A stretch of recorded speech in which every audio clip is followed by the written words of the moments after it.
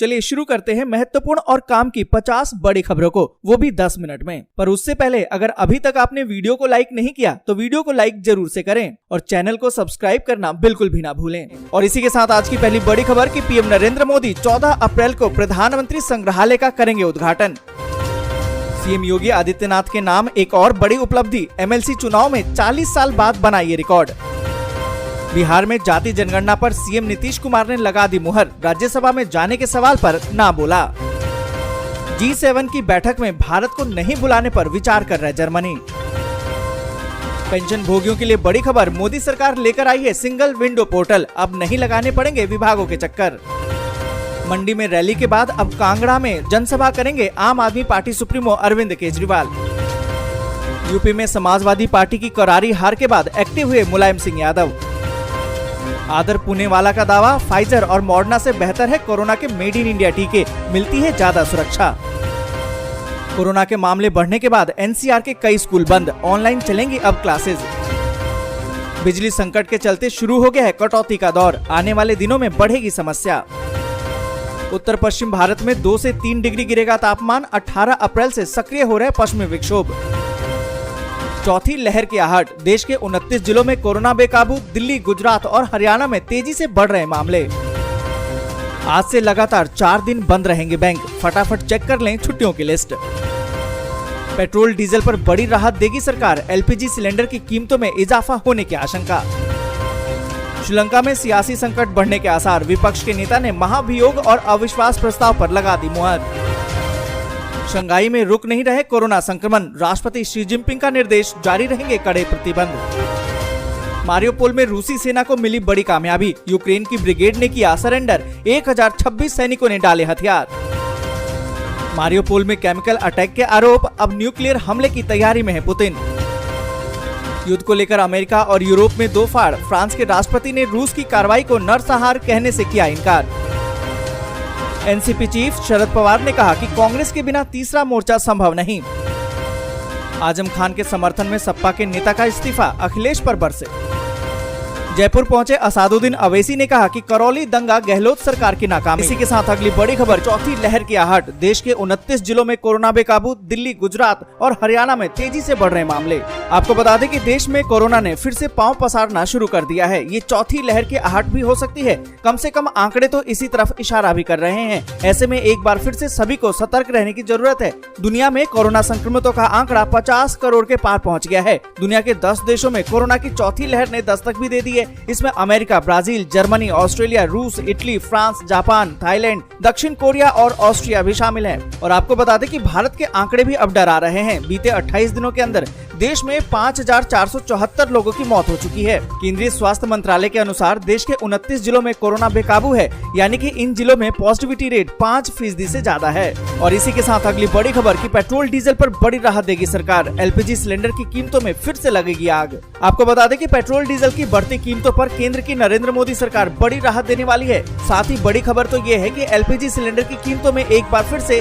आग लग सकती है, यानी कि उनकी कीमतें फिर से बढ़ सकती हैं। बताया तो ये जा रहा है कि आम आदमी को पेट्रोल डीजल की कीमतों पर राहत देने के लिए सरकार एक बार फिर से पेट्रोल डीजल पर एक्साइज ड्यूटी में कटौती कर सकती है। पहले ही सरकार ने एक्साइज ड्यूटी में कटौती की थी, जिससे कि पेट्रोल की कीमतों पर 5 रुपए की राहत मिली थी। पर आपको बता दें कि सूत्रों के हवाले से खबर आई है कि एलपीजी सिलेंडर की कीमत एक बार फिर से बढ़ सकती है। विपक्ष के बढ़ते दबाव के बीच सरकार की कोशिश होगी कि घरेलू गैस सिलेंडर की कीमतों में किसी भी तरह का इजाफा न हो। हालांकि व्यावसायिक सिलेंडर की कीमतों में बड़ा इजाफा हो सकता है। और इसी के साथ अगली बड़ी खबर की केंद्रीय कर्मचारियों के लिए अच्छी खबर, मोदी सरकार ने दिया है एक और तोहफा, अब सस्ते में पूरा होगा घर का सपना। आपको बता दें कि एक तरफ आम लोग महंगाई से त्रस्त हैं, वहीं दूसरी तरफ अपने कर्मचारियों को महंगाई से राहत देने के लिए केंद्र सरकार कोई कसर नहीं छोड़ रही है। केंद्रीय कर्मचारियों के लिए एक और अच्छी खबर आई है। लगातार बढ़ती महंगाई से राहत देने के लिए पिछले महीने ही मोदी सरकार ने केंद्रीय कर्मचारियों का महंगाई भत्ता बढ़ाया था। अब उन्हें सरकार की तरफ से एक और फैसले से राहत मिलने वाली है। आपको बता दें कि केंद्र सरकार के कर्मचारी अगर अपने घर का सपना पूरा करना चाहते हैं तो ये खबर उनके मतलब की हो सकती है। मोदी सरकार ने घर बनाने, घर या फिर फ्लैट खरीदने या फिर बैंकों से लिए गए होम लोन को चुकाने के लिए दिए जाने वाले एडवांस के इंटरेस्ट रेट में 80 बेसिक पॉइंट यानी कि 0.8% की कटौती कर दी है। और ये कटौती 1 अप्रैल 2022 से लेकर 31 मार्च 2023 तक के लिए की गई है। और इसी के साथ अगली बड़ी खबर कि आज से लगातार 4 दिन बंद रहेंगे बैंक। फटाफट चेक करें छुट्टियों की लिस्ट। आपको बता दें कि इस सप्ताह में अगर आपको बैंक से संबंधित कोई भी काम है तो आपको लंबा इंतजार करना पड़ सकता है। ऐसा इसलिए क्योंकि कुछ शहरों में अलग अलग छुट्टियों के कारण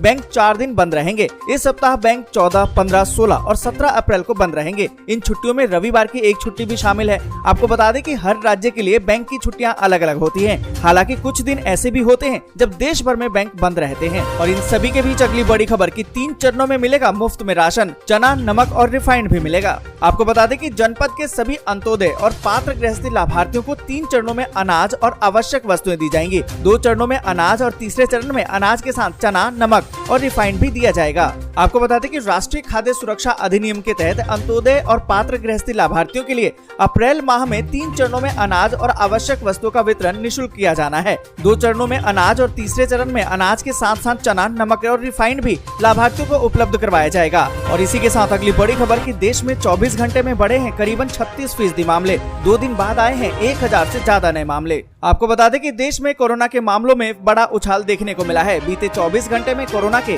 1088 नए मामले सामने आए। कल के मुकाबले की बात करें तो 36% ज्यादा मामले आए हैं। सरकार ने बताया कि बीते 24 घंटे में कोरोना की वजह से 26 मरीजों की मौत भी हो गई है। और इसी के साथ अगली बड़ी खबर कि उबर के बाद ओला ने भी बढ़ाया किराया, जाने कितना महंगा हो जाएगा सफर। आपको बता दें कि देश में सड़क से रसोई तक महंगाई की तगड़ी मार आम जनता पर पड़ रही है। बीते दिनों लगातार वृद्धि के बाद हालांकि पेट्रोल और डीजल के दाम में ठहराव तो आ गया है, लेकिन फिर भी पेट्रोल, डीजल, सीएनजी सभी के दाम हाई पर बने हुए हैं। इसके चलते खाने पीने की चीजें भी अब महंगी हो गई हैं, साथ ही सफर भी महंगा हो गया है। अब किराए पर टैक्सी बुक करा के जाने में भी आपको ज्यादा खर्च करना पड़ेगा।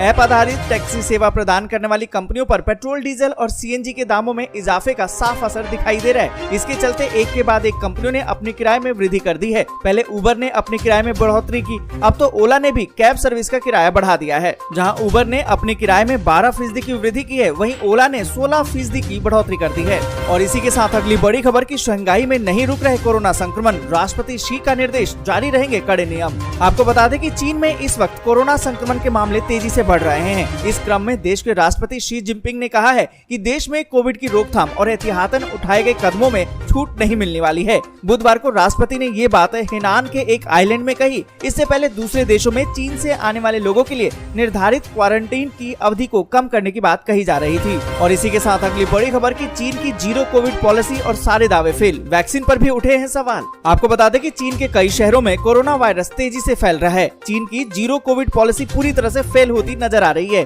चीन में कोरोना संक्रमण के सामने आ रहे नए मामलों से रोजाना ही रिकॉर्ड टूट रहे हैं। चीन की कोरोना वैक्सीन को लेकर भी दुनिया में अब सवाल उठने लगे हैं। आपको बता दें कि चीन में वैक्सीनेशन की बात करें तो दुनिया में वैक्सीनेशन के मामले में टॉप 5 देशों की सूची में चीन शामिल है। और यहाँ वैक्सीन कितनी कारगर साबित होती है, ये तेजी से फैलते संक्रमण को दर्शाता है। वैक्सीनेशन के बाद भी बड़ी आबादी कोरोना की चपेट में आ रही है, जो चीन की कोरोना वैक्सीन पर प्रश्न चिन्ह। दोस्तों, आज के लिए बस यहीं तक। जय हिंद, जय भारत।